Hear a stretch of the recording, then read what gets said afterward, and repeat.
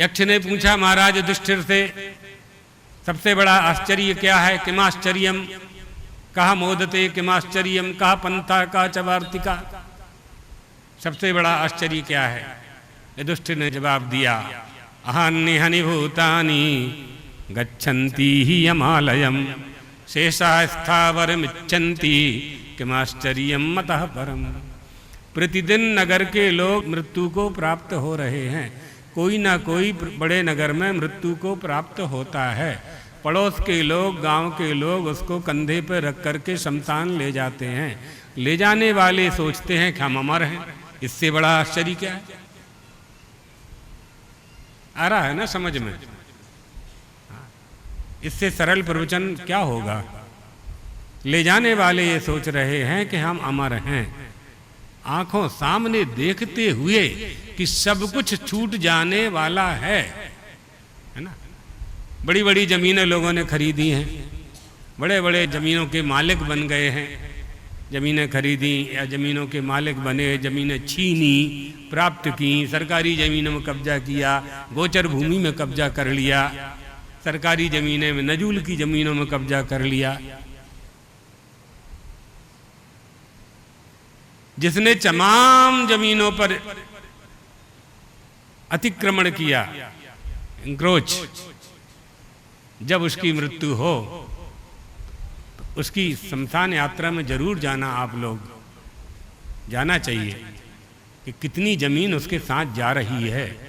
विचार कर लो, कितनी जमीन उसके साथ जा रही, कितना धन उसके साथ जा रहा है, नहीं जा रहा है। एक राजा था, राजा की महल की जो दीवार थी परकोटे की, उससे लग करके उसके सेवक की एक झोपड़ी थी। राजा की मृत्यु हो गई,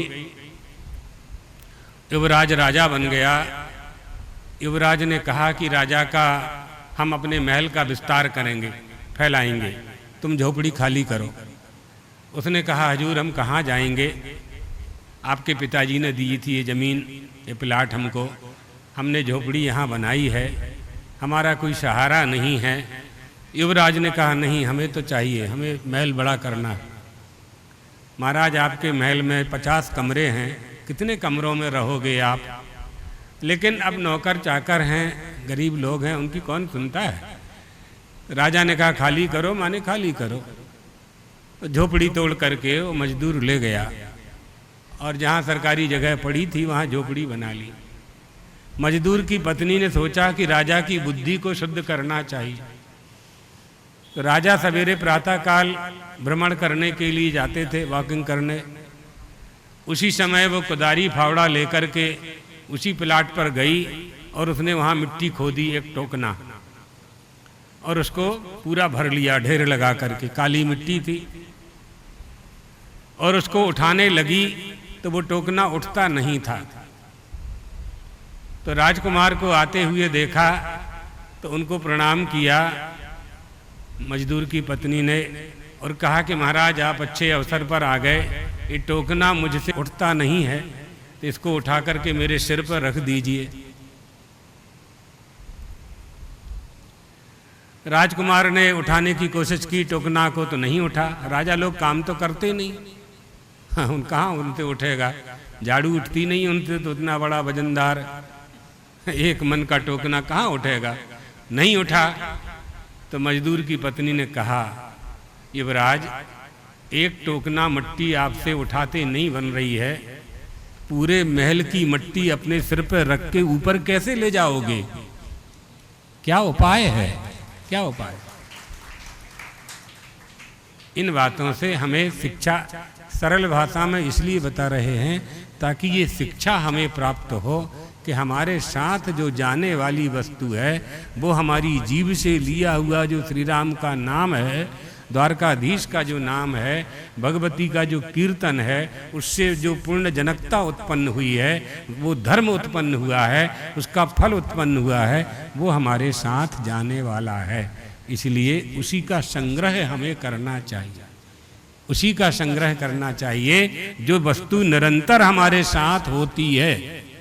ऐसी कौन सी वस्तु है जो हमेशा हमारे साथ होती है? ये हमें विचार करना चाहिए। जितनी वस्तुएं हमारा साथ छोड़ रही हैं वो हमारी नहीं हैं। जो लोग आपका साथ छोड़ रहे हैं वो आपके नहीं हैं। आपने उनको अपना माना है, वो है नहीं आपके। आपने मान लिया, मानी हुई बात तो सच होती नहीं। आप केले को अंगूर मानने लगो, अंगूर को संतरा मानने लगो, संतरा को आम मानने लगो, तो आपके मानने से वस्तु में परिवर्तन नहीं होने वाला है, विषय में परिवर्तन नहीं होने वाला है। आप नहीं मानते हो, बस इतनी बात है। आपके इस ज्ञान से वस्तु में कोई परिवर्तन नहीं होने वाला।